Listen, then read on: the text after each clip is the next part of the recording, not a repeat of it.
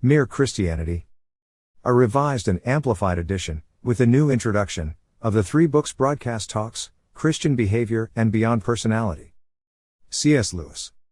Narrated by Skeptical Waves. Book 4 Beyond Personality, or First Steps in the Doctrine of the Trinity. 1 Making and Begetting. Everyone has warned me not to tell you what I am going to tell you in this last book.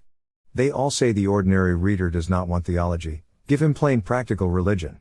I have rejected their advice. I do not think the ordinary reader is such a fool. Theology means the science of God, and I think any man who wants to think about God at all would like to have the clearest and most accurate ideas about Him which are available. You are not children, why should you be treated like children? In a way, I quite understand why some people are put off by theology. I remember once when I had been giving a talk to the RAF, an old, hard-bitten officer got up and said, "I've no use for all that stuff. But, mind you, I'm a religious man too. I know there's a God. I've felt Him, out alone in the desert at night, the tremendous mystery. And that's just why I don't believe all your neat little dogmas and formulas about Him. To anyone who's met the real thing, they all seem so petty and pedantic and unreal." Now, in a sense, I quite agreed with that man. I think he had probably had a real experience of God in the desert. And when he turned from that experience to the Christian creeds, I think he really was turning from something real to something less real. In the same way, if a man has once looked at the Atlantic from the beach, and then goes and looks at a map of the Atlantic, he also will be turning from something real to something less real, turning from real waves to a bit of colored paper. But here comes the point. The map is admittedly only colored paper, but there are 2 things you have to remember about it. In the first place, it is based on what hundreds and thousands of people have found out by sailing the real Atlantic. In that way, it has 122 behind it masses of experience just as real as the one you could have from the beach, only, while yours would be a single isolated glimpse, the map fits all those different experiences together. In the second place, if you want to go anywhere, the map is absolutely necessary. As long as you are content with walks on the beach, your own glimpses are far more fun than looking at a map. But the map is going to be more used than walks on the beach if you want to get to America. Now, theology is like the map. Merely learning and thinking about the Christian doctrines, if you stop there, is less real and less exciting than the sort of thing my friend got in the desert. Doctrines are not God, they are only a kind of map. But that map is based on the experience of hundreds of people who really were in touch with God, experiences compared with which any thrills or pious feelings you and I are likely to get on our own are very elementary and very confused. And secondly, if you want to get any further, you must use the map. You see, what happened to that man in the desert may have been real, and was certainly exciting, but nothing comes of it. It leads nowhere. There is nothing to do about it. In fact, that is just why a vague religion, all about feeling God in nature, and so on, is so attractive. It is all thrills and no work, like watching the waves from the beach. But you will not get to Newfoundland by studying the Atlantic that way, and you will not get eternal life by simply feeling the presence of God in flowers or music. Neither will you get anywhere by looking at maps without going to sea. Nor will you be very safe if you go to sea without a map. In other words, theology is practical, especially now. In the old days, when there was less education and discussion, perhaps it was possible to get on with a very few simple ideas about God. But it is not so now. Everyone reads, everyone hears things discussed. Consequently, if you do not listen to theology, that will not mean that you have no ideas about God. It will mean that you have a lot of wrong ones, bad, muddled, out-of-date ideas. For a great many of the ideas about God which are trotted out as novelties today are simply the ones which real theologians tried centuries ago and rejected. To believe in the popular 123 religion of modern England is retrogression, like believing the earth is flat. For when you get down to it, is not the popular idea of Christianity simply this, that Jesus Christ was a great moral teacher and that if only we took His advice we might be able to establish a better social order and avoid another war? Now, mind you, that is quite true. But it tells you much less than the whole truth about Christianity, and it has no practical importance at all. It is quite true that if we took Christ's advice we should soon be living in a happier world. You need not even go as far as Christ. If we did all that Plato or Aristotle or Confucius told us, we should get on a great deal better than we do. And so what? We never have followed the advice of the great teachers. Why are we likely to begin now? Why are we more likely to follow Christ than any of the others? Because He is the best moral teacher? But that makes it even less likely that we shall follow Him. If we cannot take the elementary lessons, is it likely we are going to take the most advanced one? If Christianity only means one more bit of good advice, then Christianity is of no importance. There has been no lack of good advice for the last 4,000 years. A bit more makes no difference. But as soon as you look at any real Christian writings, you find that they are talking about something quite different from this popular religion. They say that Christ is the Son of God, whatever that means. They say that those who give Him their confidence can also become sons of God, whatever that means. They say that His death saved us from our sins, whatever that means. There is no good complaining that these statements are difficult. Christianity claims to be telling us about another world, about something behind the world we can touch and hear and see. You may think the claim false, but if it were true, what it tells us would be bound to be difficult, at least as difficult as modern physics, and for the same reason. Now the point in Christianity which gives us the greatest shock is the statement that by attaching ourselves to Christ, we can become sons of God. One asks, aren't we sons of 124 God already? Surely the fatherhood of God is one of the main Christian ideas. Well, in a certain sense, no doubt we are sons of God already. I mean, God has brought us into existence and loves us and looks after us, and in that way is like a father. But when the Bible talks of our becoming sons of God, obviously it must mean something different. And that brings us up against the very center of theology. One of the creeds says that Christ is the Son of God begotten, not created, and it adds begotten by His Father before all worlds. Will you please get it quite clear that this has nothing to do with the fact that when Christ was born on earth as a man, that man was the son of a virgin? We are not now thinking about the virgin birth. We are thinking about something that happened before nature was created at all, before time began. Before all worlds Christ is begotten, not created. What does it mean? We don't use the words begetting or begotten much in modern English, but everyone still knows what they mean. To beget is to become the father of, to create is to make. And the difference is this. When you beget something of the same kind as yourself. A man begets human babies, a beaver begets little beavers, and a bird begets eggs which turn into little birds. But when you make something of a different kind from yourself. A bird makes a nest, a beaver builds a dam, a man makes a wireless set, or he may make something more like himself than a wireless set, say, a statue. If he is a clever enough carver, he may make a statue which is very like a man indeed. But, of course, it is not a real man, it only looks like one. It cannot breathe or think. It is not alive. Now that is the first thing to get clear. What God begets is God, just as what man begets is man. What God creates is not God, just as what man makes is not man. That is why men are not sons of God in the sense that Christ is. They may be like God in certain ways, but they are not things of the same kind. They are more like statues or pictures of God. A statue has the shape of a man, but it is not alive. In the same way, man has, in a sense I am going to explain, the shape 125 or likeness of God, but he has not got the kind of life God has. Let us take the first point, man's resemblance to God, first. Everything God has made has some likeness to himself. Space is like him in its hugeness, not that the greatness of space is the same kind of greatness as God's, but it is a sort of symbol of it, or a translation of it into non-spiritual terms. Matter is like God in having energy, though, again, of course, physical energy is a different kind of thing from the power of God. The vegetable world is like him because it is alive, and he is the living God. But life, in this biological sense, is not the same as the life there is in God, it is only a kind of symbol or shadow of it. When we come on to the animals, we find other kinds of resemblance in addition to biological life. The intense activity and fertility of the insects, for example, is a first in resemblance to the unceasing activity and the creativeness of God. In the higher mammals we get the beginnings of instinctive affection. That is not the same thing as the love that exists in God, but it is like it, rather in the way that a picture drawn on a flat piece of paper can nevertheless be like a landscape. When we come to man, the highest of the animals, we get the completest resemblance to God which we know of. There may be creatures in other worlds who are more like God than man is, but we do not know about them. Man not only lives, but loves and reasons. Biological life reaches its highest known level in him.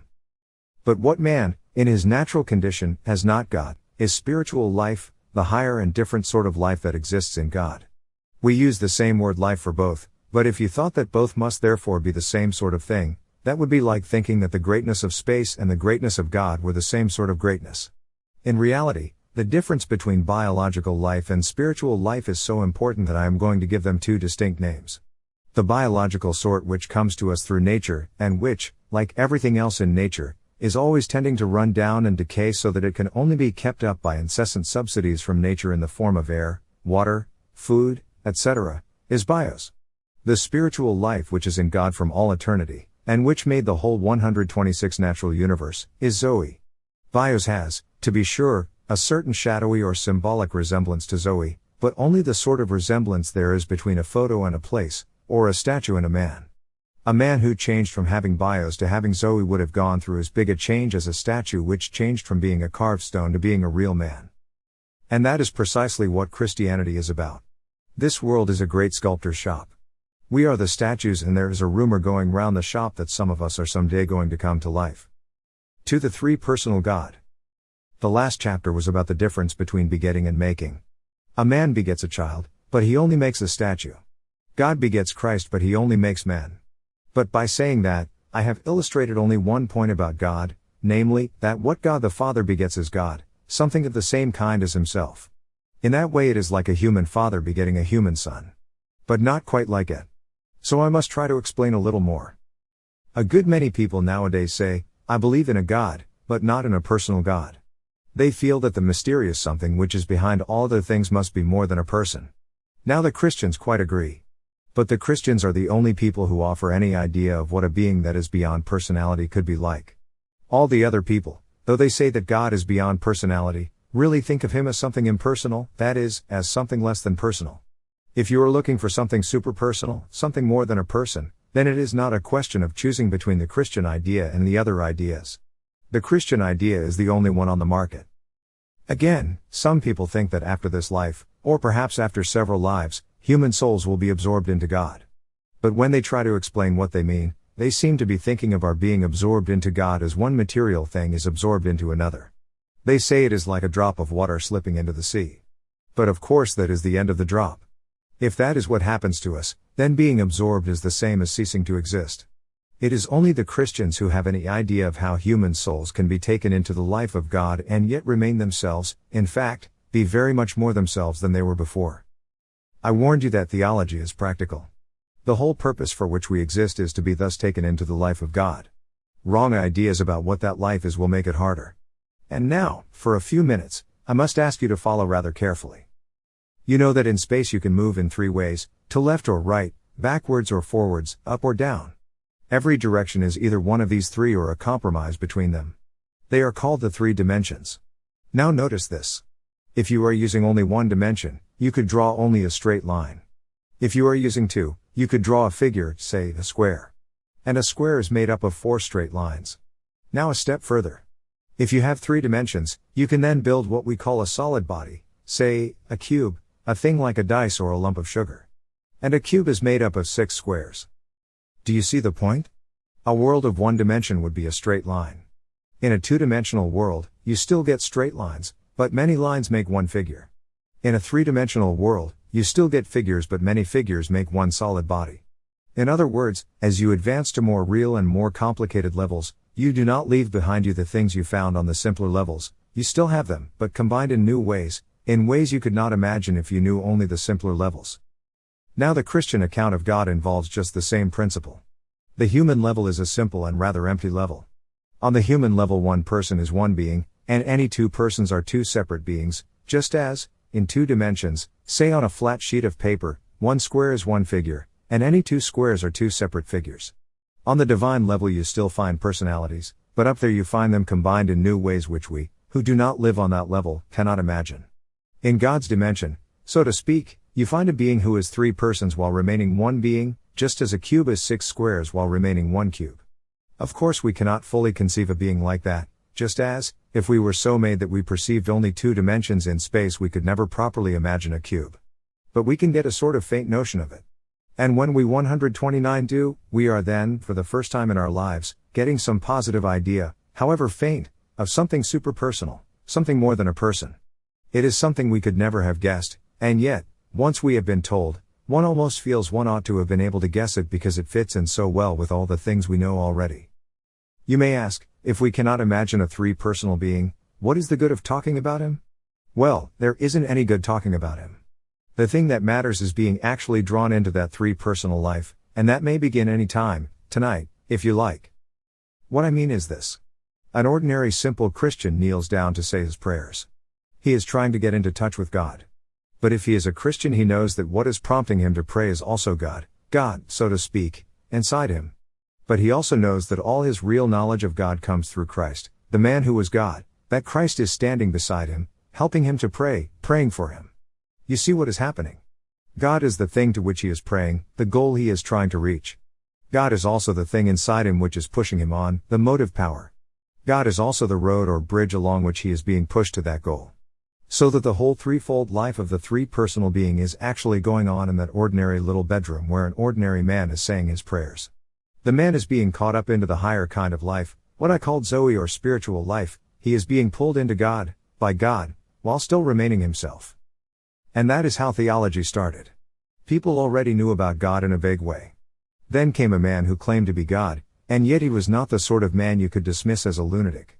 He made them believe him. They met him again after they had seen him killed. And then, after they had been formed into a little society or community, they found God somehow inside them as well, directing them, making them able to do things they could not do before. And when they worked it all out, they found they had arrived at the Christian definition of the three-personal God. This definition is not something we have made up. Theology is, in a sense, an experimental science. It is the simple religions that are the made-up ones. When I say it is an experimental science in a sense, I mean that it is like the other experimental sciences in some ways, but not in all. If you are a geologist studying rocks, you have to go and find the rocks. They will not come to you, and if you go to them they cannot run away. The initiative lies all on your side. They cannot either help or hinder. But suppose you are a zoologist and want to take photos of wild animals in their native haunts. That is a bit different from studying rocks. The wild animals will not come to you, but they can run away from you. Unless you keep very quiet, they will.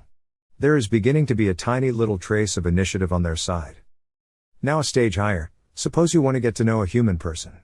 If he is determined not to let you, you will not get to know him. You have to win his confidence. In this case the initiative is equally divided, it takes two to make a friendship. When you come to knowing God, the initiative lies on his side.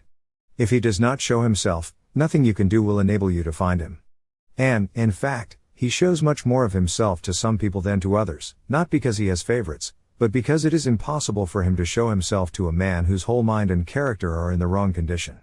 Just as sunlight, though it has no favorites, cannot be reflected in a dusty mirror as clearly as in a clean one.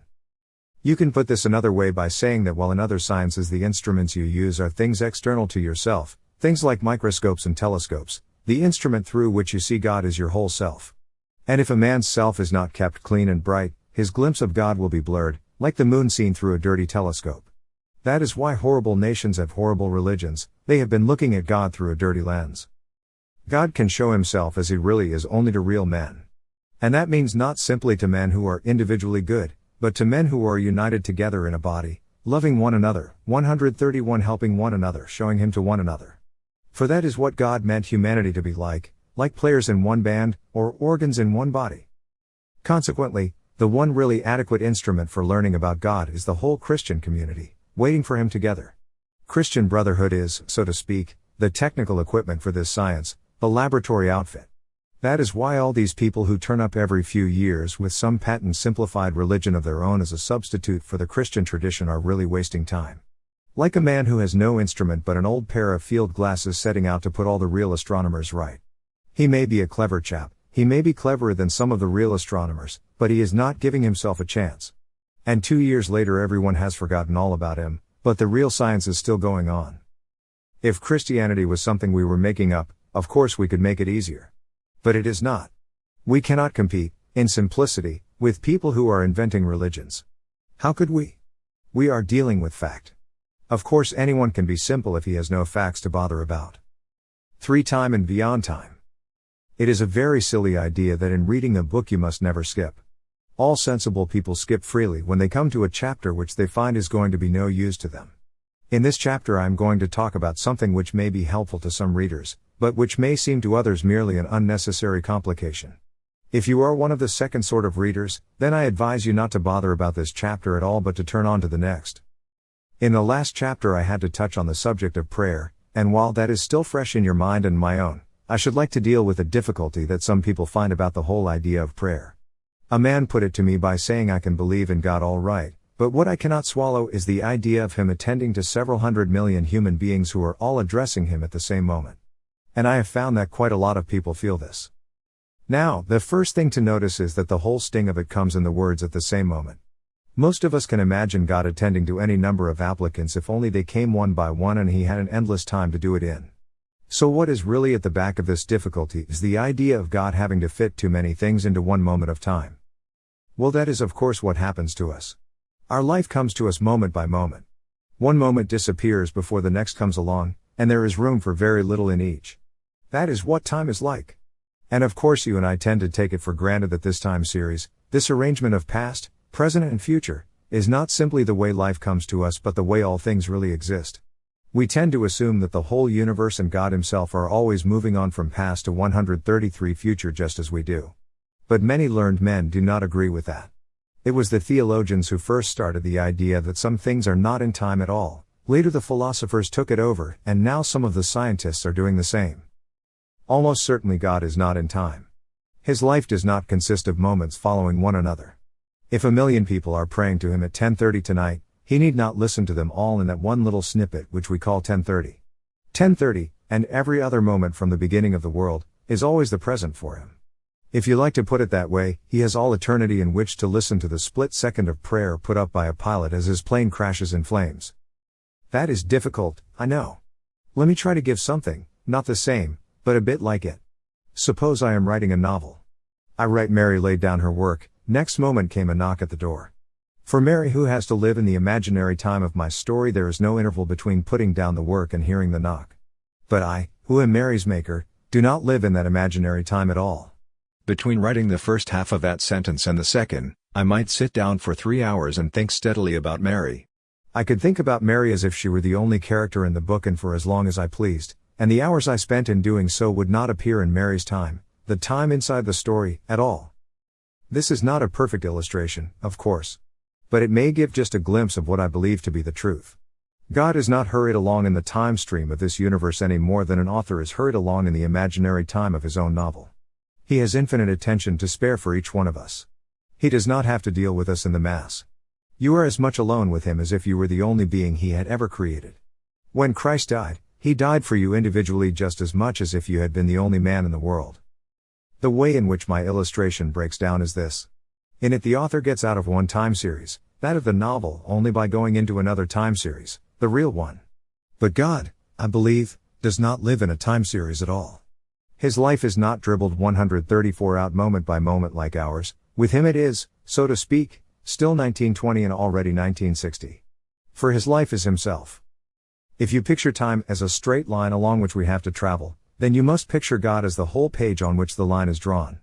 We come to the parts of the line one by one. We have to leave A behind before we get to B, and cannot reach C until we leave B behind. God, from above or outside or all round, contains the whole line, and sees it all. The idea is worth trying to grasp because it removes some apparent difficulties in Christianity. Before I became a Christian, one of my objections was as follows. The Christian said that the eternal God who is everywhere and keeps the whole universe going, once became a human being. Well then, said I, how did the whole universe keep going while he was a baby, or while he was asleep?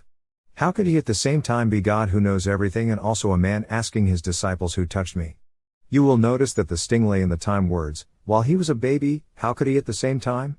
In other words, I was assuming that Christ's life as God was in time, and that his life as the man Jesus in Palestine was a shorter period taken out of that time, just as my service in the army was a shorter period taken out of my total life. And that is how most of us perhaps tend to think about it. We picture God living through a period when his human life was still in the future, then coming to a period when it was present, then going on to a period when he could look back on it as something in the past. But probably these ideas correspond to nothing in the actual facts. You cannot fit Christ's earthly life in Palestine into any time relations with his life as God beyond all space and time. It is really, I suggest, a timeless truth about God that human nature, and the human experience of weakness and sleep and ignorance, are somehow included in his whole divine life. This human life in God is from our point of view a particular period in the history of our world, from the year AD 1 till the crucifixion. We therefore imagine it is also a period in the history of God's own existence. But God has no history. He is too completely and utterly real to have one. For, of course, to have a 135 history means losing part of your reality, because it has already slipped away into the past, and not yet having another part, because it is still in the future, in fact having nothing but the tiny little present, which is gone before you can speak about it. God forbid we should think God was like that. Even we may hope not to be always rationed in that way. Another difficulty we get if we believe God to be in time is this. Everyone who believes in God at all believes that He knows what you and I are going to do tomorrow. But if He knows I am going to do so and so, how could I be free to do otherwise? Well, here once again, the difficulty comes from thinking that God is progressing along the timeline like us, the only difference being that He can see ahead and we cannot. Well, if that were true, if God foresaw our acts, it would be very hard to understand how we could be free not to do them. But suppose God is outside and above the timeline. In that case, what we call tomorrow is visible to Him in just the same way as what we call today. All the days are now for Him. He does not remember you doing things yesterday, He simply sees you doing them, because, though you have lost yesterday, He has not. He does not foresee you doing things tomorrow, He simply sees you doing them, because, though tomorrow is not yet there for you, it is for Him. You never suppose that your actions at this moment were any less free because God knows what you are doing. Well, He knows your tomorrow's actions in just the same way, because He is already in tomorrow and can simply watch you. In a sense, He does not know your action till you have done it, but then the moment at which you have done it is already now for Him. This idea has helped me a good deal. If it does not help you, leave it alone. It is a Christian idea in the sense that great and wise Christians have held it and there is nothing in it contrary to Christianity. But it is not in the Bible or any of the creeds. You can be a perfectly good Christian without accepting it, or indeed without thinking of the matter at all. 4. Good infection. I begin this chapter by asking you to get a certain picture clear in your minds. Imagine two books lying on a table, one on top of the other. Obviously the bottom book is keeping the other one up, supporting it. It is because of the underneath book that the top one is resting, say, 2 inches from the surface of the table instead of touching the table. Let us call the underneath book A and the top one B. The position of A is causing the position of B, that is clear? Now let us imagine, it could not really happen, of course, but it will do for an illustration. Let us imagine that both books have been in that position forever and ever. In that case B's position would always have been resulting from A's position. But all the same, A's position would not have existed before B's position. In other words, the result does not come after the cause. Of course, results usually do. You eat the cucumber first and have the indigestion afterwards. But it is not so with all causes and results. You will see in a moment why I think this important. I said a few pages back that God is a being which contains 3 persons while remaining one being, just as a cube contains 6 squares while remaining one body. But as soon as I begin trying to explain how these persons are connected, I have to use words which make it sound as if one of them was there before the others. The first person is called the Father and the second the Son. We say that the first begets or produces the second. We call it begetting, not making, because what he produces is of the same kind as himself. In that way the word Father is the only word to use. But unfortunately it suggests that he is there first, just as a human father exists before his son. But that is not so. There is no before and after about it. And that is why I think it important to make clear how one thing can 137 be the source, or cause, or origin, of another without being there before it. The Son exists because the Father exists, but there never was a time before the Father produced the Son. Perhaps the best way to think of it is this. I asked you just now to imagine those 2 books, and probably most of you did. That is, you made an active imagination and as a result you had a mental picture. Quite obviously your active imagining was the cause and the mental picture the result. But that does not mean that you first did the imagining and then got the picture. The moment you did it, the picture was there. Your will was keeping the picture before you all the time. Yet that act of will and the picture began at exactly the same moment and ended at the same moment. If there were a being who had always existed and had always been imagining one thing, his act would always have been producing a mental picture, but the picture would be just as eternal as the act. In the same way we must think of the Son always, so to speak, streaming forth from the Father, like light from a lamp, or heat from a fire, or thoughts from a mind. He is the self-expression of the Father, what the Father has to say. And there never was a time when he was not saying it. But have you noticed what is happening? All these pictures of light or heat are making it sound as if the Father and Son were 2 things instead of 2 persons. So that after all, the New Testament picture of a Father and a Son turns out to be much more accurate than anything we try to substitute for it. That is what always happens when you go away from the words of the Bible. It is quite right to go away from them for a moment in order to make some special point clear. But you must always go back. Naturally God knows how to describe himself much better than we know how to describe him. He knows that Father and Son is more like the relation between the first and second persons than anything else we can think of. Much the most important thing to know is that it is a relation of love. The Father delights in His Son, the Son looks up to His Father. Before going on, notice the practical importance of this. All sorts of people are fond of repeating the Christian statement 138 that God is love. But they seem not to notice that the words God is love have no real meaning unless God contains at least two persons. Love is something that one person has for another person. If God was a single person, then before the world was made, He was not love. Of course, what these people mean when they say that God is love is often something quite different. They really mean love is God. They really mean that our feelings of love, however and wherever they arise, and whatever results they produce, are to be treated with great respect. Perhaps they are, but that is something quite different from what Christians mean by the statement God is love. They believe that the living, dynamic activity of love has been going on in God forever and has created everything else. And that, by the way, is perhaps the most important difference between Christianity and all other religions, that in Christianity God is not a static thing, not even a person, but a dynamic, pulsating activity, a life, almost a kind of drama. Almost, if you will not think me irreverent, a kind of dance.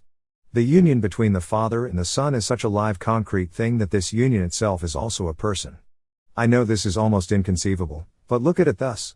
You know that among human beings, when they get together in a family, or a club, or a trade union, people talk about the spirit of that family, or club, or trade union. They talk about its spirit because the individual members, when they are together, do really develop particular ways of talking and behaving which they would not have if they were apart. It is as if a sort of communal personality came into existence. Of course, it is not a real person, it is only rather like a person. But that is just one of the differences between God and us. What grows out of the joint life of the Father and Son is a real person, is in fact the third of the three persons who are God. This third person is called, in technical language, the Holy Ghost or the Spirit of God. Do not be worried or surprised if you find it, or him, rather vaguer or more shadowy in your mind than the other two. I think there is a reason why that must 139 be so. In the Christian life you are not usually looking at him, he is always acting through you. If you think of the Father as something out there, in front of you, and of the Son as someone standing at your side, helping you to pray, trying to turn you into another son, then you have to think of the third person as something inside you, or behind you. Perhaps some people might find it easier to begin with the third person and work backwards. God is love, and that love works through men, especially through the whole community of Christians. But this spirit of love is, from all eternity, a love going on between the Father and the Son. And now, what does it all matter? It matters more than anything else in the world. The whole dance, or drama, or pattern of this three-personal life is to be played out in each one of us, or, putting it the other way round, each one of us has got to enter that pattern, take his place in that dance. There is no other way to the happiness for which we were made. Good things as well as bad, you know, are caught by a kind of infection. If you want to get warm you must stand near the fire, if you want to be wet you must get into the water. If you want joy, power, peace, eternal life, you must get close to, or even into, the thing that has them. They are not a sort of prizes which God could, if He chose, just hand out to anyone. They are a great fountain of energy and beauty spurting up at the very center of reality. If you are close to it, the spray will wet you; if you are not, you will remain dry. Once a man is united to God, how could he not live forever? Once a man is separated from God, what can he do but wither and die? But how is he to be united to God? How is it possible for us to be taken into the three-personal life? You remember what I said in chapter 2 about begetting and making. We are not begotten by God, we are only made by Him. In our natural state we are not sons of God, only, so to speak, statues. We have not got Zoe or spiritual life, only bios or biological life which is presently going to run down and die. Now the whole offer which Christianity makes is this, that we can, if we let God have His way, come to share in the life of 140 Christ. If we do, we shall then be sharing a life which was begotten, not made, which always has existed and always will exist. Christ is the Son of God. If we share in this kind of life we also shall be sons of God. We shall love the Father as He does, and the Holy Ghost will arise in us. He came to this world and became a man in order to spread to other men the kind of life He has, by what I call good infection. Every Christian is to become a little Christ. The whole purpose of becoming a Christian is simply nothing else. 5. The obstinate toy soldiers. The Son of God became a man to enable men to become sons of God. We do not know, anyway, I do not know, how things would have worked if the human race had never rebelled against God and joined the enemy. Perhaps every man would have been in Christ, would have shared the life of the Son of God, from the moment he was born. Perhaps the bios or natural life would have been drawn up into the Zoe, the uncreated life, at once and as a matter of course. But that is guesswork. You and I are concerned with the way things work now. And the present state of things is this. The two kinds of life are now not only different, they would always have been that, but actually opposed. The natural life in each of us is something self-centered, something that wants to be petted and admired, to take advantage of other lives, to exploit the whole universe. And especially it wants to be left to itself, to keep well away from anything better or stronger or higher than it, anything that might make it feel small. It is afraid of the light and air of the spiritual world, just as people who have been brought up to be dirty are afraid of a bath. And in a sense it is quite right. It knows that if the spiritual life gets hold of it, all its self-centeredness and self-will are going to be killed, and it is ready to fight tooth and nail to avoid that. Did you ever think, when you were a child, what fun it would be if your toys could come to life? Well, suppose you could really have brought them to life. Imagine turning a tin soldier into a real little man. It would involve turning the tin into flesh. And suppose the tin soldier did not like it. He is not interested in flesh, all he sees is that the tin is being spoiled. He thinks you are killing him. He will do everything he can to prevent you. He will not be made into a man if he can help it. What you would have done about that tin soldier I do not know. But what God did about us was this. The second person in God, the Son, became human himself, was born into the world as an actual man, a real man of a particular height, with hair of a particular color, speaking a particular language, weighing so many stone. The eternal being, who knows everything and who created the whole universe, became not only a man but, before that, a baby, and before that a fetus inside a woman's body. If you want to get the hang of it, think how you would like to become a slug or a crab. The result of this was that you now had one man who really was what all men were intended to be, one man in whom the created life, derived from his mother, allowed itself to be completely and perfectly turned into the begotten life. The natural human creature in him was taken up fully into the divine Son. Thus in one instance humanity had, so to speak, arrived, had passed into the life of Christ. And because the whole difficulty for us is that the natural life has to be, in a sense, killed, he chose an earthly career which involved the killing of his human desires at every turn, poverty, misunderstanding from his own family, betrayal by one of his intimate friends, being jeered at and manhandled by the police, and execution by torture. And then, after being thus killed every day in a sense, the human creature in him, because it was united to the divine Son, came to life again. The man in Christ rose again, not only the God. That is the whole point. For the first time we saw a real man. One tin soldier, real tin just like the rest, had come fully and splendidly alive. And here, of course, we come to the point where my illustration about the tin soldier breaks down. In the case of real toy soldiers or statues, if one came to life, it would obviously make no difference to the rest. They are all separate. But human beings are not. They look separate because you see them walking about separately. But then, we are so made that we can see only the present moment. If we could see the past, then of course it would look different. For there was a time when every man was part of his mother, and, earlier still, part of his father as well, 143, and when they were part of his grandparents. If you could see humanity spread out in time, as God sees it, it would not look like a lot of separate things dotted about. It would look like one single growing thing, rather like a very complicated tree. Every individual would appear connected with every other. And not only that. Individuals are not really separate from God any more than from one another. Every man, woman, and child all over the world is feeling and breathing at this moment only because God, so to speak, is keeping him going. Consequently, when Christ becomes man, it is not really as if you could become one particular tin soldier. It is as if something which is always affecting the whole human mass begins, at one point, to affect that whole human mass in a new way. From that point the effect spreads through all mankind. It makes a difference to people who lived before Christ as well as to people who lived after him. It makes a difference to people who have never heard of him. It is like dropping into a glass of water one drop of something which gives a new taste or a new color to the whole lot. But, of course, none of these illustrations really works perfectly. In the long run God is no one but himself, and what he does is like nothing else. You could hardly expect it to be. What, then, is the difference which he has made to the whole human mass? It is just this, that the business of becoming a son of God, of being turned from a created thing into a begotten thing, of passing over from the temporary biological life into timeless spiritual life, has been done for us. Humanity is already saved in principle. We individuals have to appropriate that salvation. But the really tough work, the bit we could not have done for ourselves, has been done for us. We have not got to try to climb up into spiritual life by our own efforts, it has already come down into the human race. If we will only lay ourselves open to the one man in whom it was fully present, and who, in spite of being God, is also a real man, he will do it in us and for us. Remember what I said about good infection. One of our own race has this new life, if we get close to him we shall catch it from him.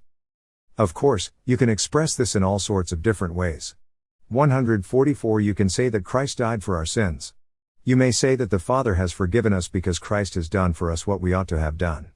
You may say that we are washed in the blood of the Lamb. You may say that Christ has defeated death. They are all true. If any of them do not appeal to you, leave it alone and get on with the formula that does. And, whatever you do, do not start quarreling with other people because they use a different formula from yours. 6.2 Notes. In order to avoid misunderstanding, I here add notes on 2 points arising out of the last chapter. 1. One sensible critic wrote asking me why, if God wanted sons instead of toy soldiers, he did not beget many sons at the outset instead of first making toy soldiers and then bringing them to life by such a difficult and painful process. One part of the answer to this question is fairly easy, the other part is probably beyond all human knowledge. The easy part is this.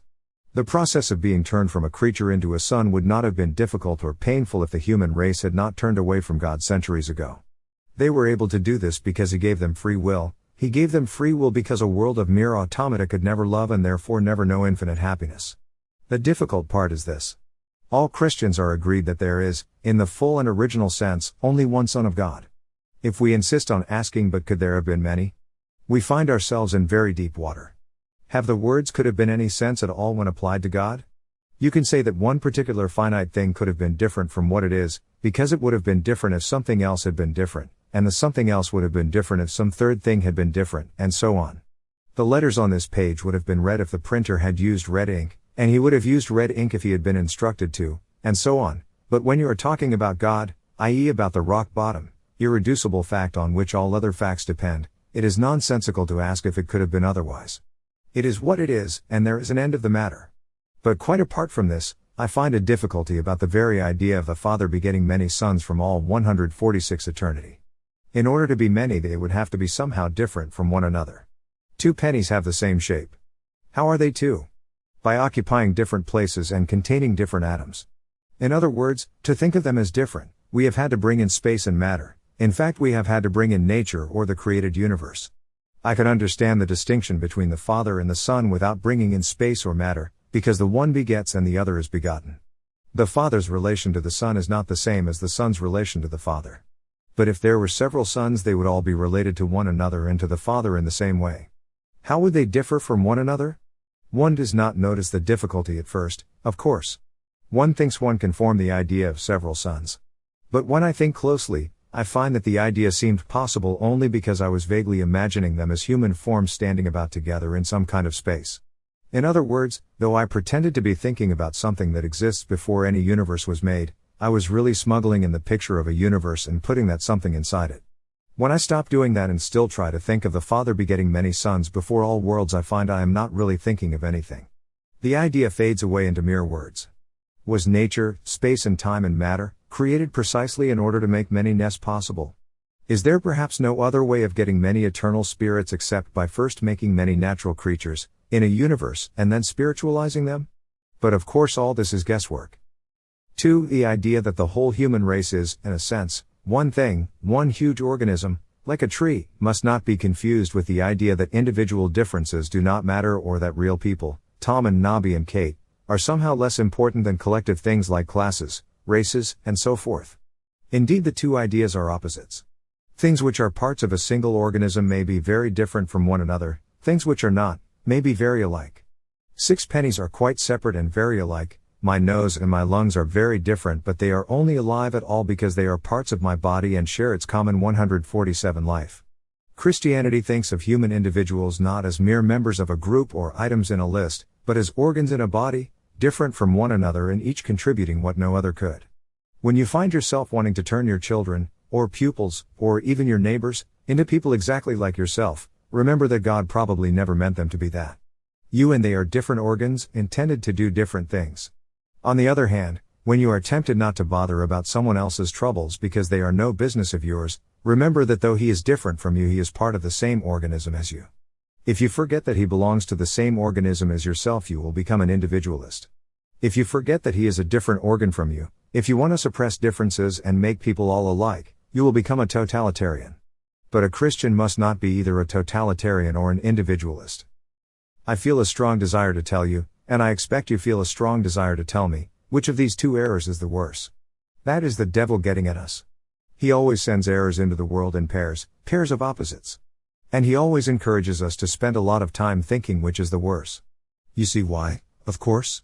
He relies on your extra dislike of the one error to draw you gradually into the opposite one. But do not let us be fooled. We have to keep our eyes on the goal and go straight through between both errors. We have no other concern than that with either of them. 7. Let's pretend. May I once again start by putting two pictures, or two stories rather, into your minds. One is the story you have all read called Beauty and the Beast.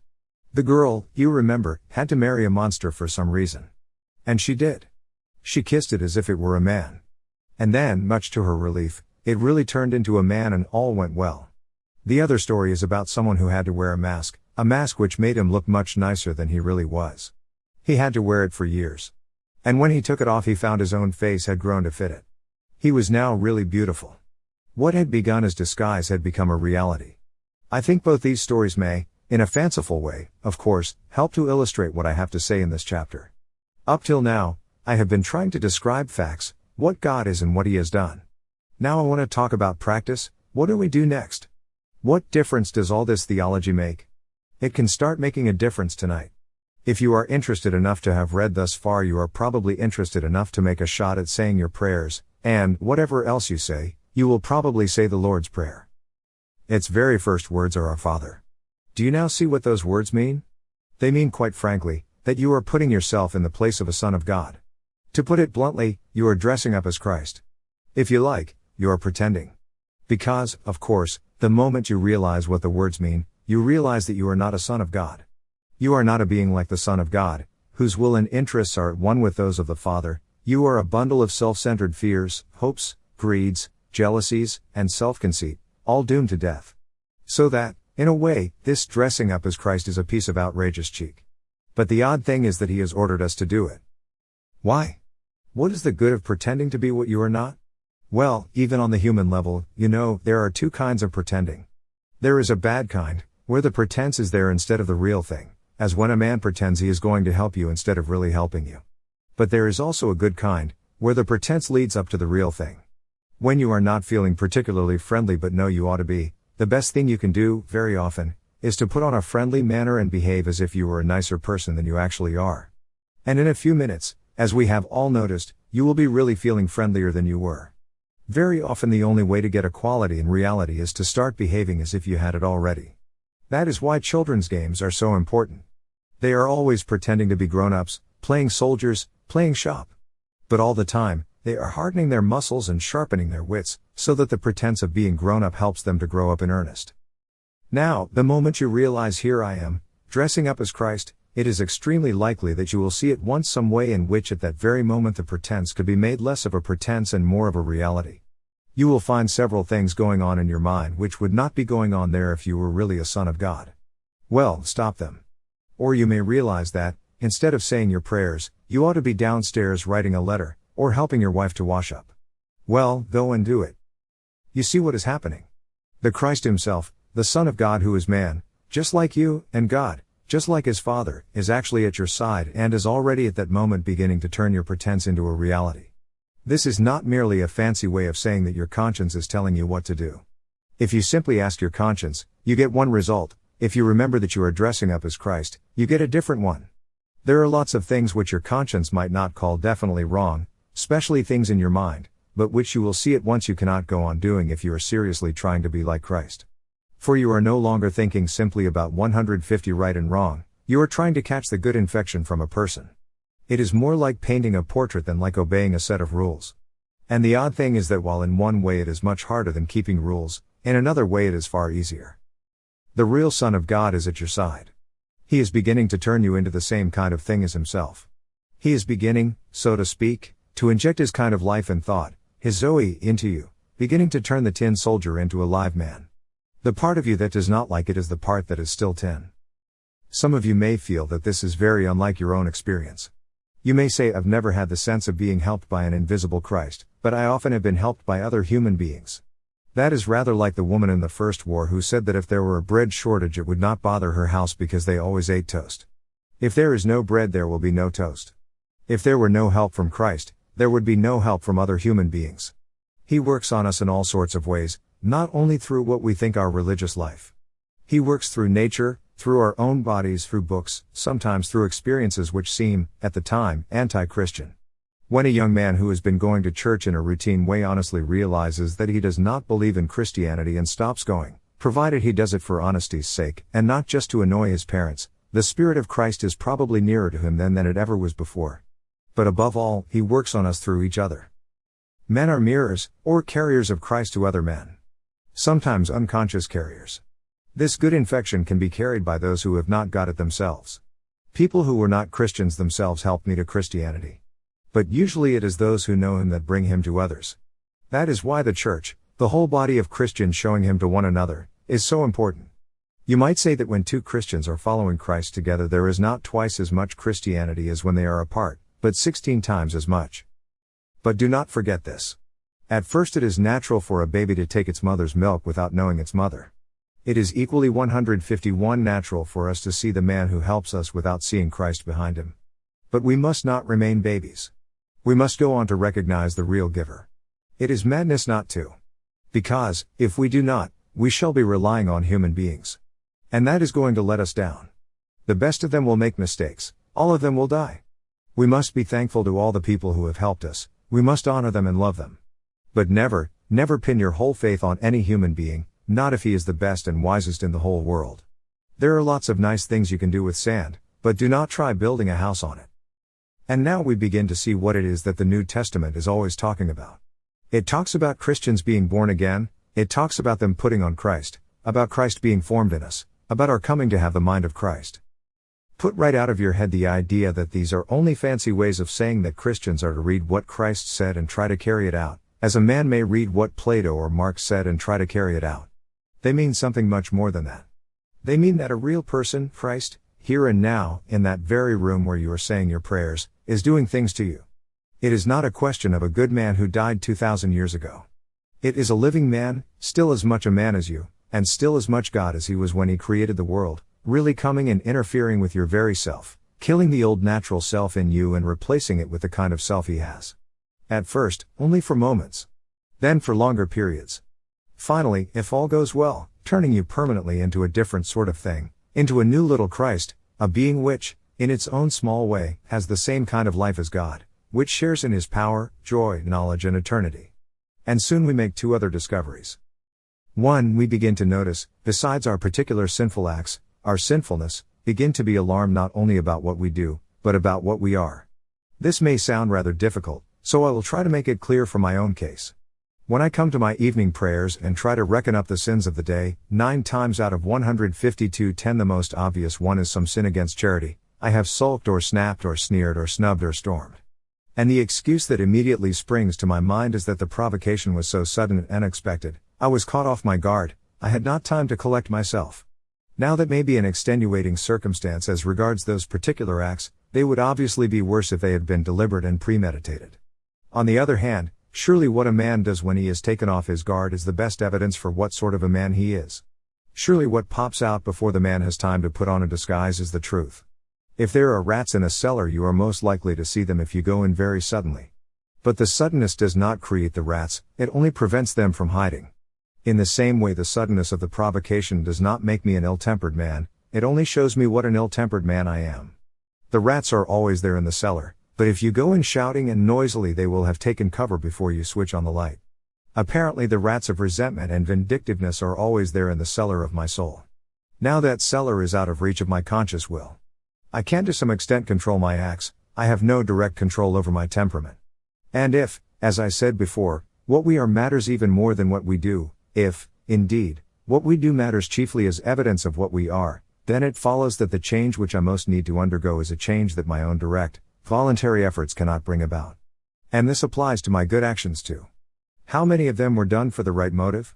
How many for fear of public opinion, or a desire to show off? How many from a sort of obstinacy or sense of superiority which, in different circumstances, might equally have led to some very bad act? But I cannot, by direct moral effort, give myself new motives. After the first few steps in the Christian life we realize that everything which really needs to be done in our souls can be done only by God. And that brings us to something which has been very misleading in my language up to now. 2. I have been talking as if it were we who did everything. In reality, of course, it is God who does everything. We, at 153 most, allow it to be done to us. In a sense you might even say it is God who does the pretending. The three-personal God, so to speak, sees before him in fact a self-centered, greedy, grumbling, rebellious human animal. But he says let us pretend that this is not a mere creature, but our Son. It is like Christ in so far as it is a man, for he became man. Let us pretend that it is also like him in spirit. Let us treat it as if it were what in fact it is not. Let us pretend in order to make the pretense into a reality. God looks at you as if you were a little Christ. Christ stands beside you to turn you into one. I dare say this idea of a divine make-believe sounds rather strange at first. But, is it so strange really? Is not that how the higher thing always raises the lower? A mother teaches her baby to talk by talking to it as if it understood long before it really does. We treat our dogs as if they were almost human, that is why they really become almost human in the end. 8. Is Christianity hard or easy? In the previous chapter we were considering the Christian idea of putting on Christ, or first dressing up as a son of God in order that you may finally become a real son. What I want to make clear is that this is not one among many jobs a Christian has to do, and it is not a sort of special exercise for the top class. It is the whole of Christianity. Christianity offers nothing else at all. And I should like to point out how it differs from ordinary ideas of morality and being good. The ordinary idea which we all have before we become Christians is this. We take as starting point our ordinary self with its various desires and interests. We then admit that something else, call it morality or decent behavior, or the good of society has claims on this self, claims which interfere with its own desires. What we mean by being good is giving in to those claims. Some of the things the ordinary self wanted to do turn out to be what we call wrong, well, we must give them up. Other things, which the self did not want to do, turn out to be what we call right, well, we shall have to do them. But we are hoping all the time that when all the demands have been met, the poor natural self will still have some chance, and some time, to get on with its own life and do what it likes. In fact, we are very like an honest man paying his taxes. He pays them all right, but he does hope that there will be enough left over for him to live on. Because we are still taking our natural self as the starting point. As long as we are thinking that way, one or other of two results is likely to follow. Either we give up trying to be good, or else we become very unhappy indeed. 4. Make no mistake, if you are really going to try to meet all the demands made on the natural self, it will not have enough left over to live on. The more 155 you obey your conscience, the more your conscience will demand of you. And your natural self, which is thus being starved and hampered and worried at every turn, will get angrier and angrier. In the end, you will either give up trying to be good, or else become one of those people who, as they say, live for others but always in a discontented, grumbling way, always wondering why the others do not notice it more and always making a martyr of yourself. And once you have become that, you will be a far greater pest to anyone who has to live with you than you would have been if you had remained frankly selfish. The Christian way is different, harder and easier. Christ says, give me all. I don't want so much of your time and so much of your money and so much of your work, I want you. I have not come to torment your natural self, but to kill it. No half measures are any good. I don't want to cut off a branch here and a branch there, I want to have the whole tree down. I don't want to drill the tooth, or crown it, or stop it, but to have it out. Hand over the whole natural self, all the desires which you think innocent as well as the ones you think wicked, the whole outfit. I will give you a new self instead. In fact, I will give you myself, my own will shall become yours. Both harder and easier than what we are all trying to do. You have noticed, I expect, that Christ himself sometimes describes the Christian way as very hard, sometimes as very easy. He says, take up your cross. In other words, it is like going to be beaten to death in a concentration camp. Next minute he says, my yoke is easy and my burden light. He means both. And one can just see why both are true. Teachers will tell you that the laziest boy in the class is the one who works hardest in the end. They mean this. If you give two boys, say, a proposition in geometry to do, the one who is prepared to take trouble will try to understand it. The lazy boy will try to learn it by heart because, for the moment, that needs less effort. But 6 months later, when they are preparing for an exam, that lazy boy is doing hours and hours of miserable drudgery over things the other boy understands and positively enjoys in a few minutes. Laziness means more work in the long run. Or 156 Look at it this way. In a battle, or in mountain climbing, there is often one thing which it takes a lot of pluck to do, but it is also, in the long run, the safest thing to do. If you funk it, you will find yourself, hours later, in far worse danger. The cowardly thing is also the most dangerous thing. It is like that here. The terrible thing, the almost impossible thing, is to hand over your whole self, all your wishes and precautions, to Christ. But it is far easier than what we are all trying to do instead. For what we are trying to do is to remain what we call ourselves, to keep personal happiness as our great aim in life, and yet at the same time be good. We are all trying to let our mind and heart go their own way, centered on money or pleasure or ambition, and hoping, in spite of this, to behave honestly and chastely and humbly. And that is exactly what Christ warned us you could not do. As he said, a thistle cannot produce figs. If I am a field that contains nothing but grass seed, I cannot produce wheat. Cutting the grass may keep it short, but I shall still produce grass and no wheat. If I want to produce wheat, the change must go deeper than the surface. I must be plowed up and resown. That is why the real problem of the Christian life comes where people do not usually look for it. It comes the very moment you wake up each morning. All your wishes and hopes for the day rush at you like wild animals. And the first job each morning consists simply in shoving them all back, in listening to that other voice, taking that other point of view, letting that other larger, stronger, quieter life come flowing in. And so on, all day. Standing back from all your natural fussings and frettings, coming it out of the wind. We can only do it for moments at first. But from those moments the new sort of life will be spreading through our system, because now we are letting him work at the right part of us. It is the difference between paint, which is merely laid on the surface, and a dye or stain which soaks right through. He never talked vague, idealistic gas. When he said, "Be perfect," he meant it. He meant that we must go in for the full treatment. It is hard, but the sort of compromise we are all hankering after is harder. In 157 fact, it is impossible. It may be hard for an egg to turn into a bird, it would be a jolly sight harder for it to learn to fly while remaining an egg. We are like eggs at present. And you cannot go on indefinitely being just an ordinary, decent egg. We must be hatched or go bad. May I come back to what I said before? This is the whole of Christianity. There is nothing else. It is so easy to get muddled about that. It is easy to think that the church has a lot of different objects: education, building, missions, holding services.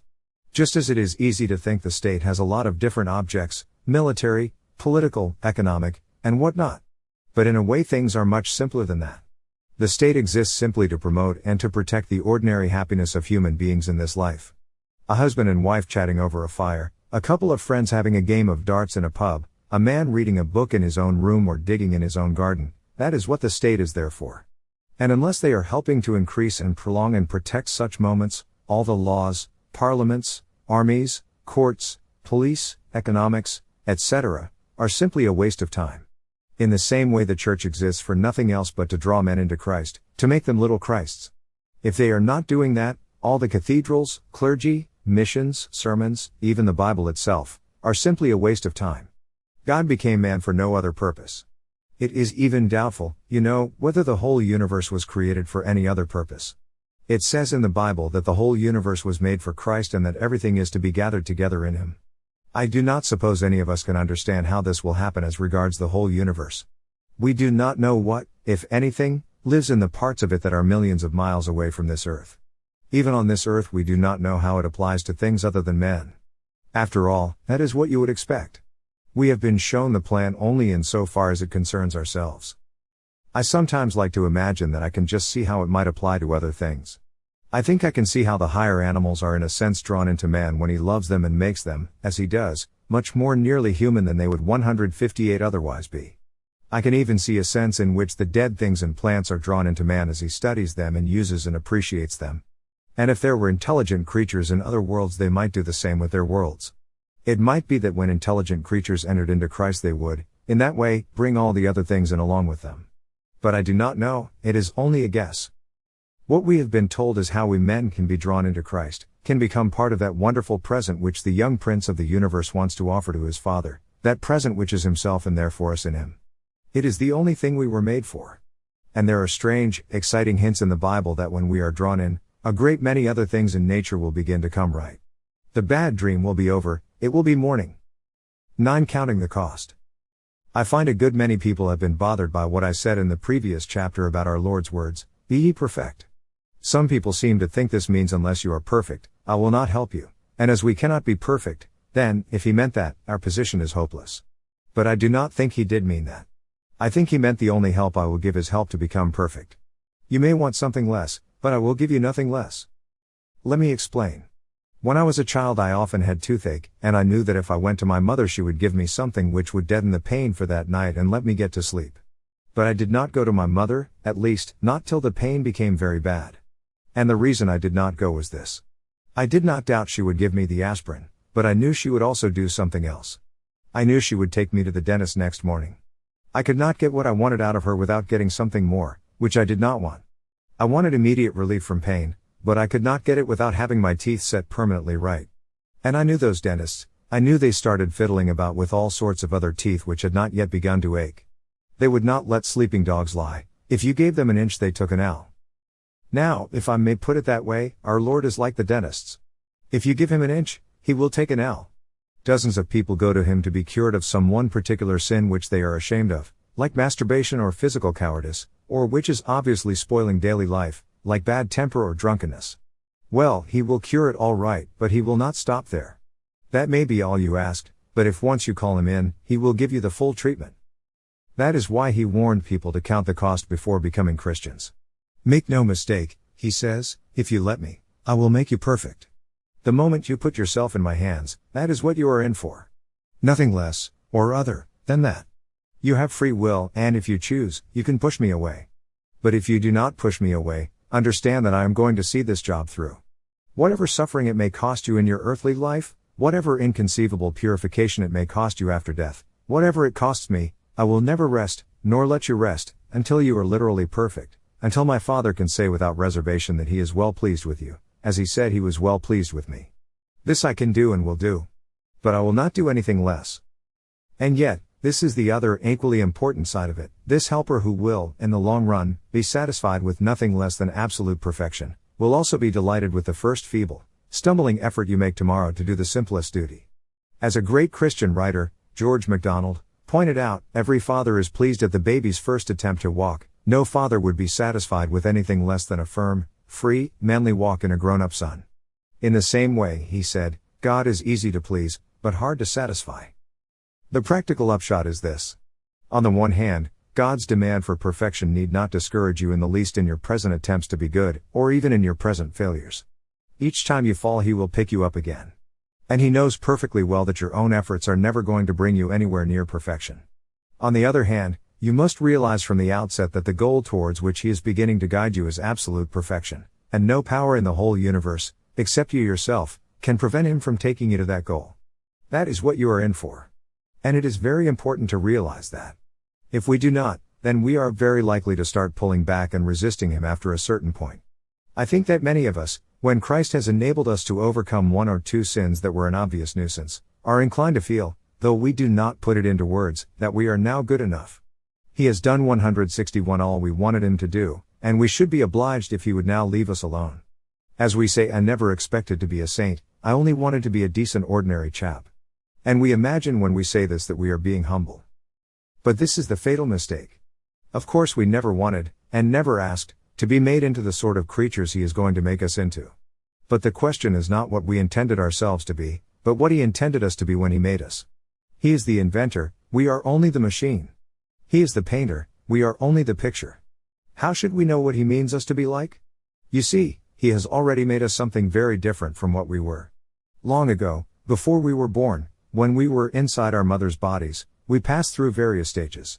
We were once rather like vegetables, and once rather like fish. It was only at a later stage that we became like human babies. And if we had been conscious at those earlier stages, I dare say we should have been quite contented to stay as vegetables or fish, should not have wanted to be made into babies. But all the time he knew his plan for us and was determined to carry it out. Something the same is now happening at a higher level.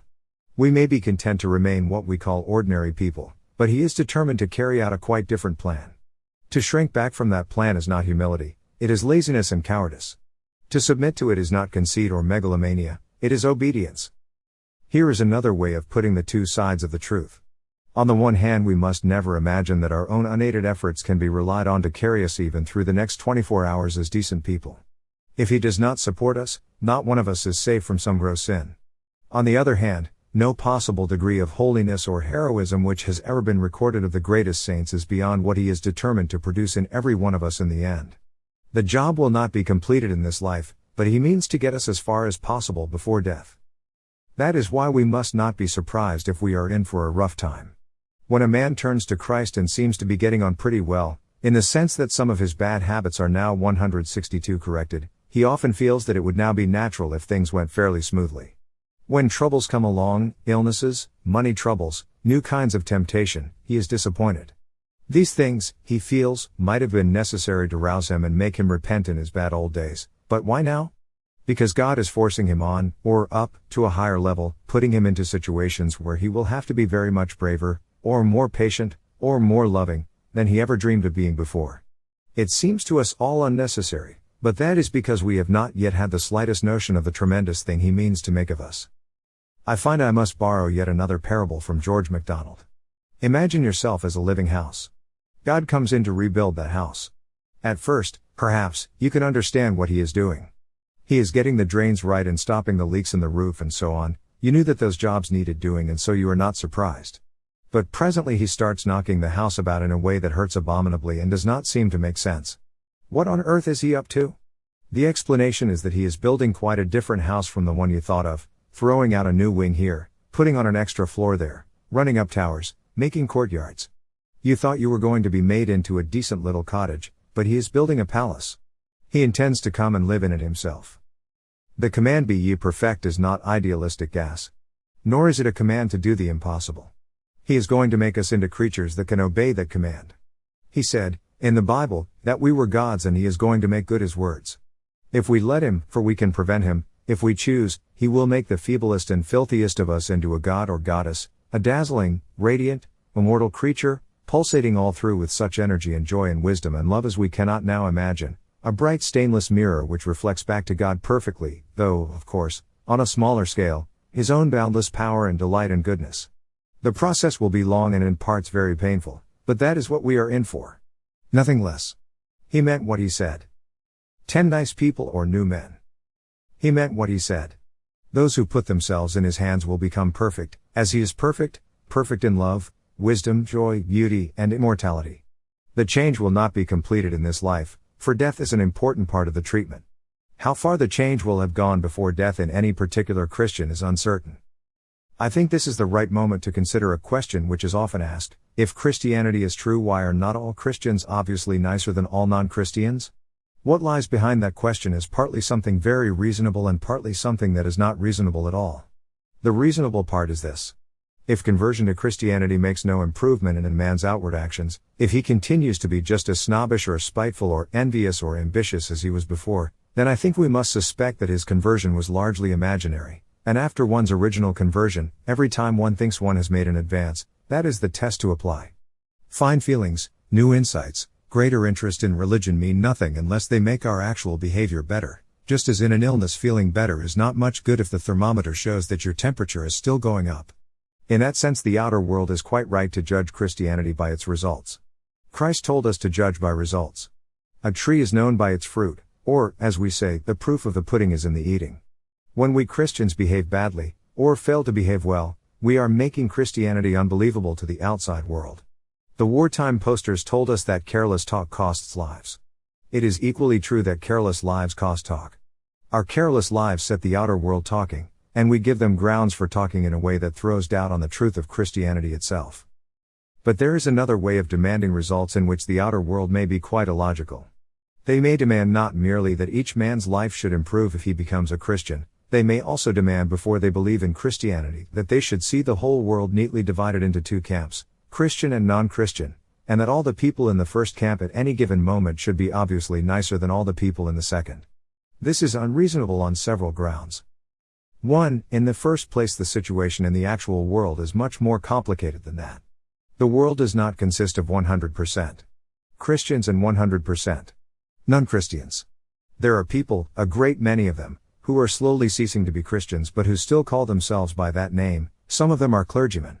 There are other people who are slowly becoming Christians though they do not yet call themselves so. There are people who do not accept the full Christian doctrine about Christ but who are so strongly attracted by Him that they are His in a much deeper sense than they themselves understand. There are people in other religions who are being led by God's secret influence to concentrate on those parts of their religion which are in agreement with Christianity, and who thus belong to Christ without knowing it. For example, a Buddhist of goodwill may be led to concentrate more and more on the Buddhist teaching about mercy and to leave in the background, though he might still say he believed, the Buddhist teaching on certain other points. Many of the good pagans long before Christ's birth may have been in this position. And always, of course, there are a great many people who are just confused in mind and have a lot of inconsistent beliefs all jumbled up together.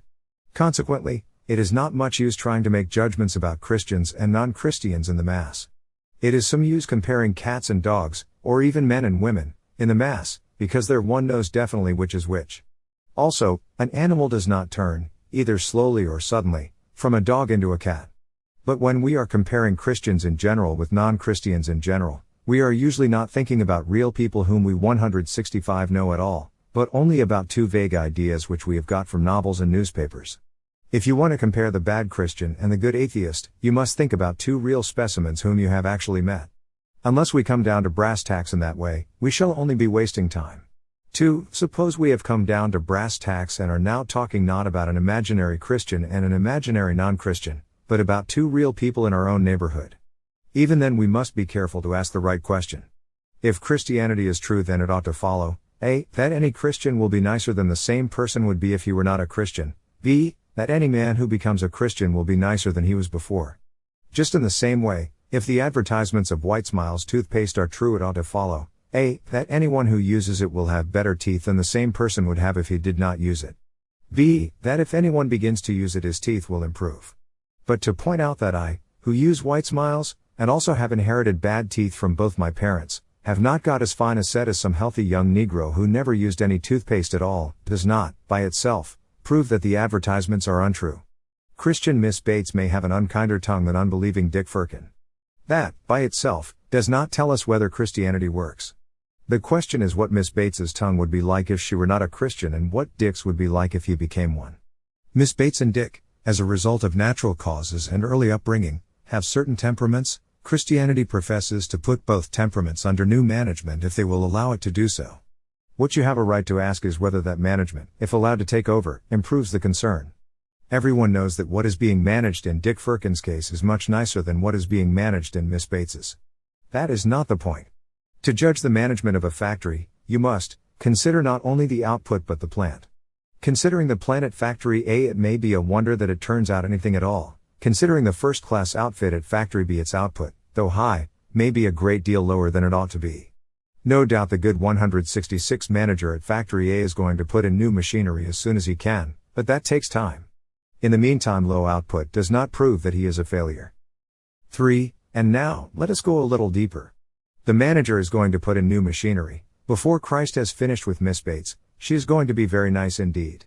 But if we left it at that, it would sound as though Christ's only aim was to pull Miss Bates up to the same level on which Dick had been all along.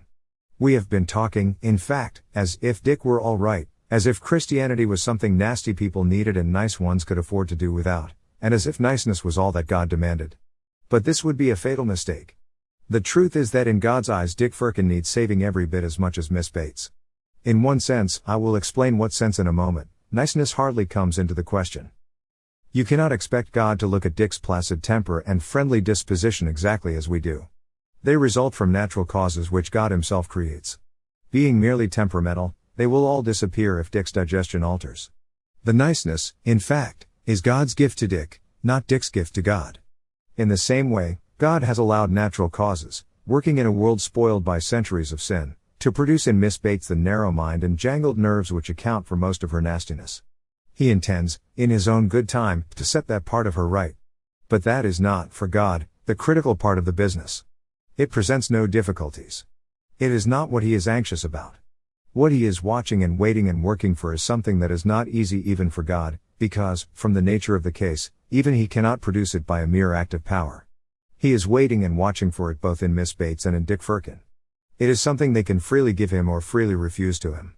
Will they, or will they not, turn to Him and thus fulfill the only purpose for which they were created? Their free will is trembling inside them like the needle of a compass. But this is a needle that can choose. It can point to its true north, but it need not. Will the needle swing round, and settle, and point to God? He can help it to do so. He cannot force it.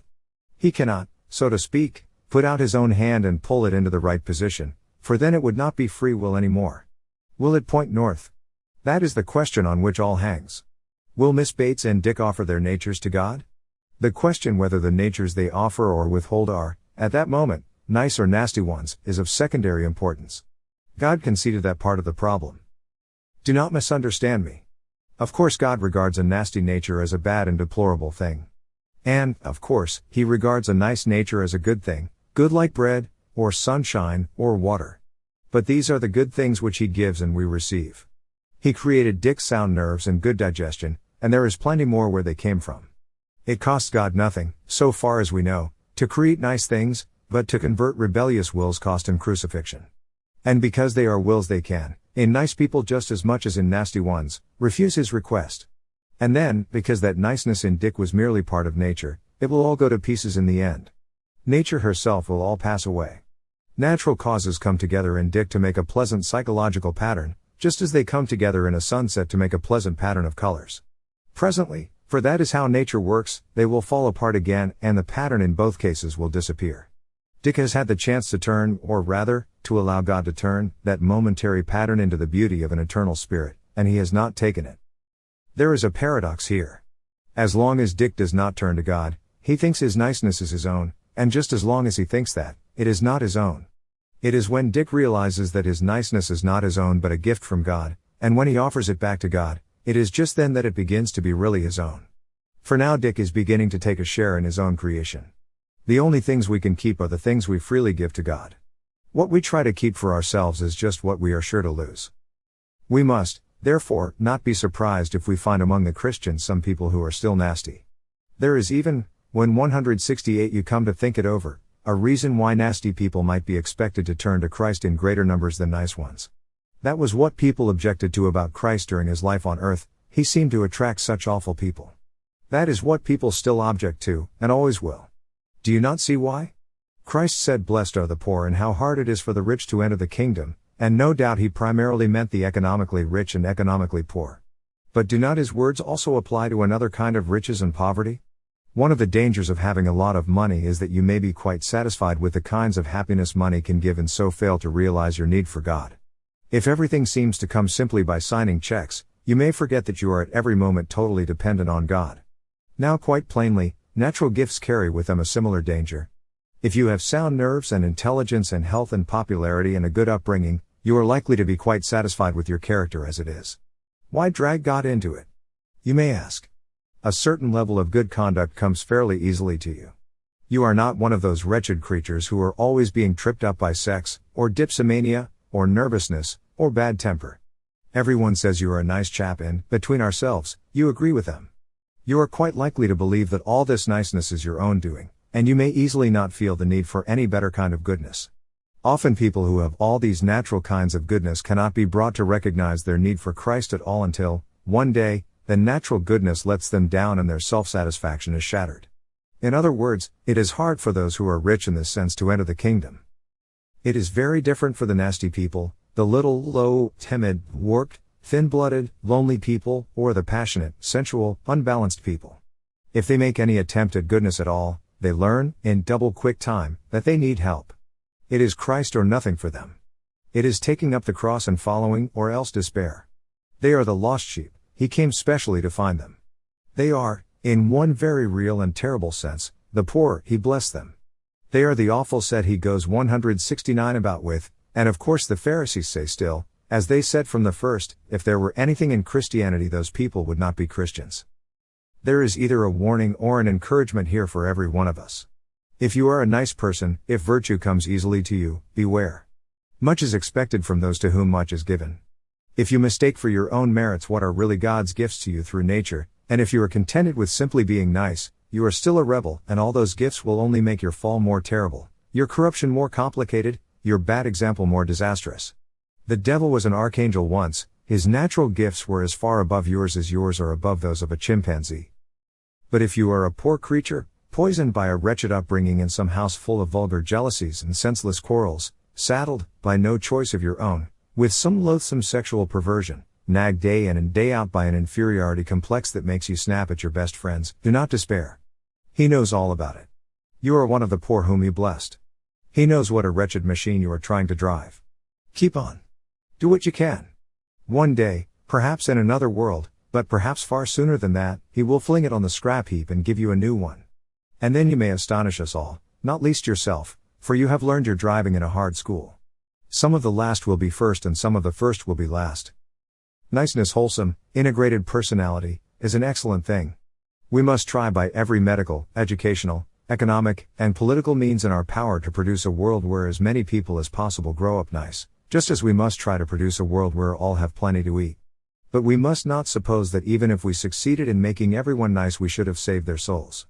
A world of nice people, content in their own niceness, looking no further, turned away from God, would be just as desperately in need of salvation as a miserable world, and might even be more difficult to save.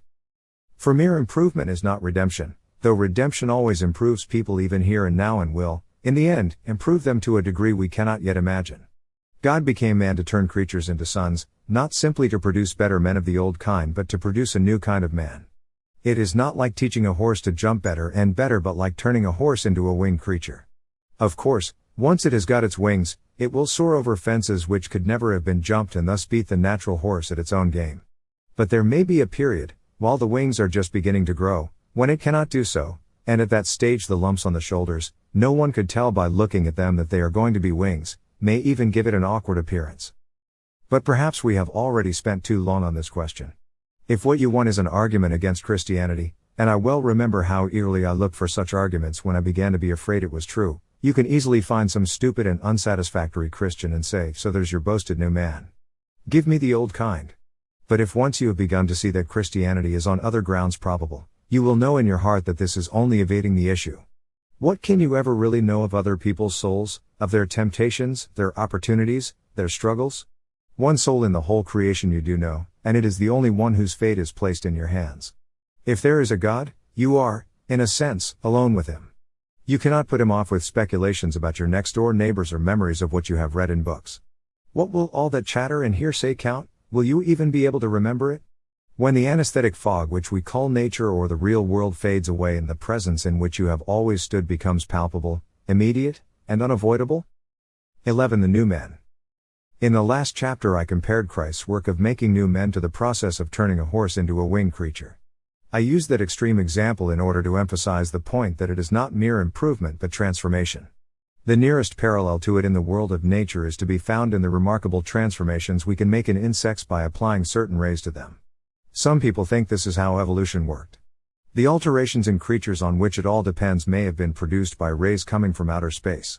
Of course, once the alterations are there, what they call natural selection gets to work on them, i.e. the useful alterations survive and the other ones get weeded out. Perhaps a modern man can understand the Christian idea best if he takes it in connection with evolution. Everyone now knows about evolution, though, of course, some educated people disbelieve it. Everyone has been told that man has evolved from lower types of life. Consequently, people often wonder what is the next step? When is the thing beyond men going to appear? Imaginative writers try sometimes to picture this next step, the Superman as they call him, but they usually only succeed in picturing someone a good deal nastier than man as we know him and then try to make up for that by sticking on extra legs or arms. But supposing the next step was to be something even more different from the earlier steps than they ever dreamed of. And is it not very likely it would be? Thousands of centuries ago huge, very heavily armored creatures were evolved. If anyone had at the time been watching the course of evolution he would probably have expected that it was going to go on to heavier and heavier armor. But he would have been wrong. The future had a card up its sleeve which nothing at that 172 time would have led him to expect. It was going to spring on him little, naked, unarmored animals which had better brains, and with those brains they were going to master the whole planet. They were not merely going to have more power than the prehistoric monsters, they were going to have a new kind of power. The next step was not only going to be different, but different with a new kind of difference. The stream of evolution was not going to flow on in the direction in which he saw it flowing, it was in fact going to take a sharp bend. Now it seems to me that most of the popular guesses at the next step are making just the same sort of mistake. People see, or at any rate they think they see, men developing greater brains and getting greater mastery over nature. And because they think the stream is flowing in that direction, they imagine it will go on flowing in that direction. But I cannot help thinking that the next step will be really new. It will go off in a direction you could never have dreamed of. It would hardly be worth calling a new step unless it did. I should expect not merely difference but a new kind of difference. I should expect not merely change but a new method of producing the change.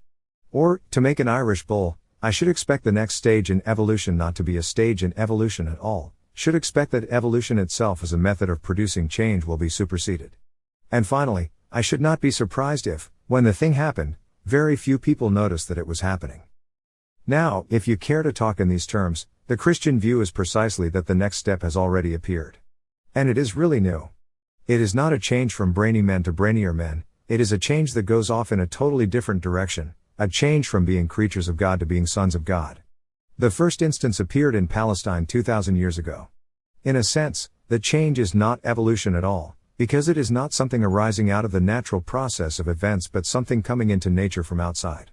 But that is what I should expect. We arrived at our idea of evolution from studying the past.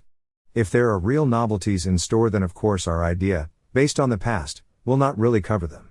And in fact 173 this new step differs from all previous ones not only in coming from outside nature but in several other ways as well. 1. It is not carried on by sexual reproduction. Need we be surprised at that? There was a time before sex had appeared, development used to go on by different methods. Consequently, we might have expected that there would come a time when sex disappeared, or else, which is what is actually happening, a time when sex, though it continued to exist, ceased to be the main channel of development. 2. At the earlier stages living organisms have had either no choice or very little choice about taking the new step. Progress was, in the main, something that happened to them, not something that they did. But the new step, the step from being creatures to being sons, is voluntary. At least, voluntary in one sense. It is not voluntary in the sense that we, of ourselves, could have chosen to take it or could even have imagined it, but it is voluntary in the sense that when it is offered to us we can refuse it. We can, if we please, shrink back, we can dig in our heels and let the new humanity go on without us. 3. I have called Christ the first instance of the new man. But of course he is something much more than that. He is not merely a new man, one specimen of the species, but the new man. He is the origin and center and life of all the new men. He came into the created universe, of his own will, bringing with him the Zoe, the new life. I mean new to us, of course, in its own place Zoe has existed forever and ever, and he transmits it not by heredity but by what I have called good infection. Everyone who gets it by personal contact with him. Other men become new by being in him. 4. This step is taken at a different speed from the previous ones. Compared with the development of man on this planet, the diffusion of Christianity over the human race seems to go like a flash of lightning, for 2,000 years is almost nothing in the history of the universe. Never forget that we are all still the early Christians. The present wicked and wasteful divisions between us are, let us hope, a disease of infancy, we are still teething. The outer world, no doubt, thinks just the opposite. 174 It thinks we are dying of old age. But it has thought that very often before. Again and again it has thought Christianity was dying by persecutions from without or corruptions from within, by the rise of Mohammedanism, the rise of the physical sciences, the rise of great anti-Christian revolutionary movements. But every time the world has been disappointed. Its first disappointment was over the crucifixion. The man came to life again. In a sense, and I quite realize how frightfully unfair it must seem to them, that has been happening ever since.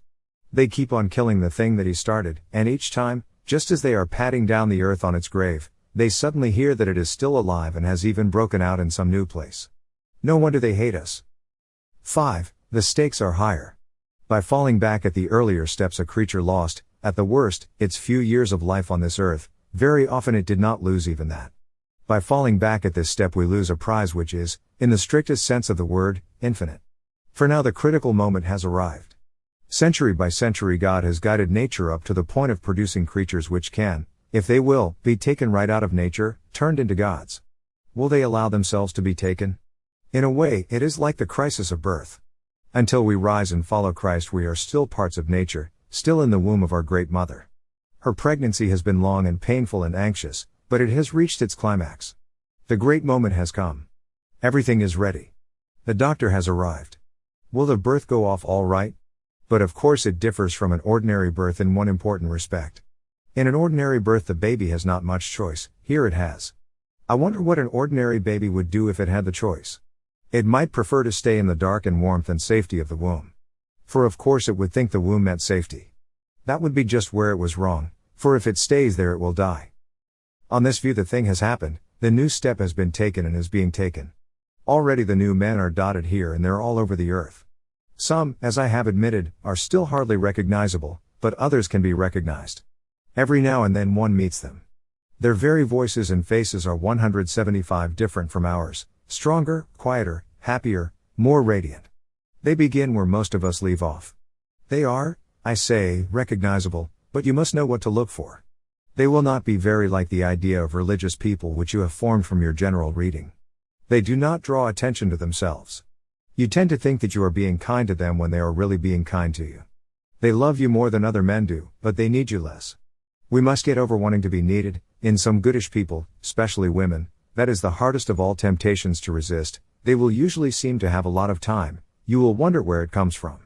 When you have recognized one of them, you will recognize the next one much more easily. And I strongly suspect, but how should I know? That they recognize one another immediately and infallibly, across every barrier of color, sex, class, age, and even of creeds. In that way, to become holy is rather like joining a secret society. To put it at the very lowest, it must be great fun. But you must not imagine that the new men are, in the ordinary sense, all alike. A good deal of what I have been saying in this last book might make you suppose that that was bound to be so. To become new men means losing what we now call ourselves. Out of ourselves, into Christ, we must go. His will is to become ours and we are to think His thoughts, to have the mind of Christ as the Bible says. And if Christ is one, and if He is thus to be in us all, shall we not be exactly the same? It certainly sounds like it, but in fact it is not so. It is difficult here to get a good illustration, because, of course, no other two things are related to each other just as the Creator is related to one of His creatures. But I will try two very imperfect illustrations which may give a hint of the truth. Imagine a lot of people who have always lived in the dark. You come and try to describe to them what light is like. You might tell them that if they come into the light that same light would fall on them all and they would all reflect it and thus become what we call visible.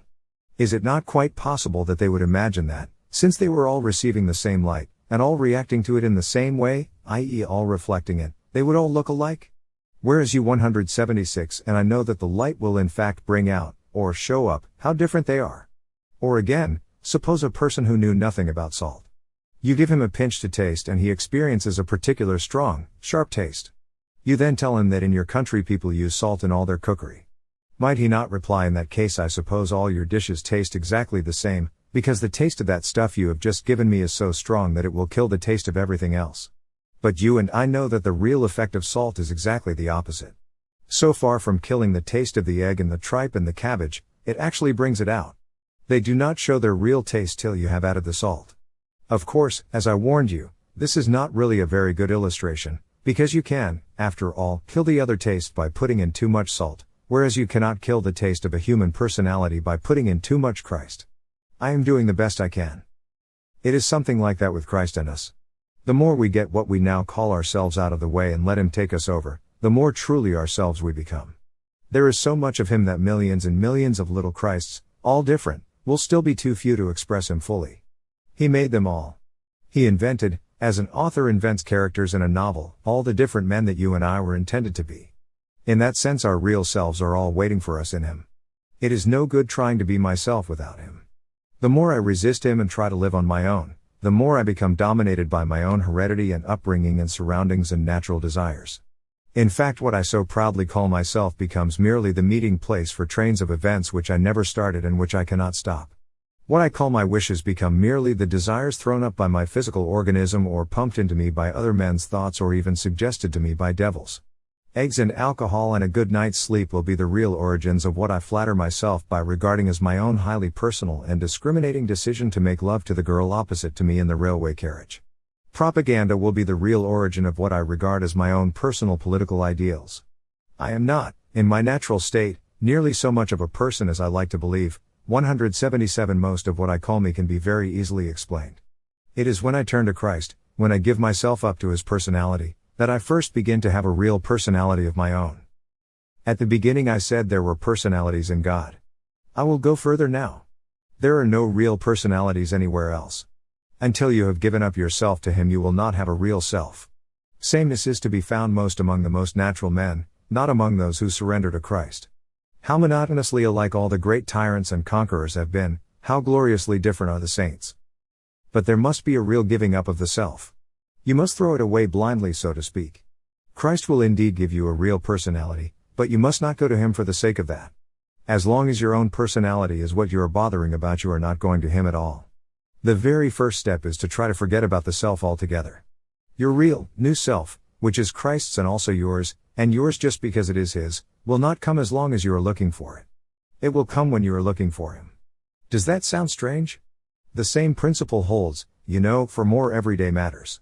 Even in social life, you will never make a good impression on other people until you stop thinking about what sort of impression you are making. Even in literature and art, no man who bothers about originality will ever be original, whereas if you simply try to tell the truth, without caring tuppence how often it has been told before, you will, 9 times out of 10, become original without ever having noticed it. The principle runs through all life from top to bottom. Give up yourself, and you will find your real self. Lose your life and you will save it. Submit to death, death of your ambitions and favorite wishes every day, and death of your whole body in the end. Submit with every fiber of your being, and you will find eternal life. Keep back nothing. Nothing that you have not given away will ever be really yours. Nothing in you that has not died will ever be raised from the dead. Look for yourself, and you will find in the long run only hatred, loneliness, despair, rage, ruin, and decay. But look for Christ and you will find Him, and with Him everything else thrown in.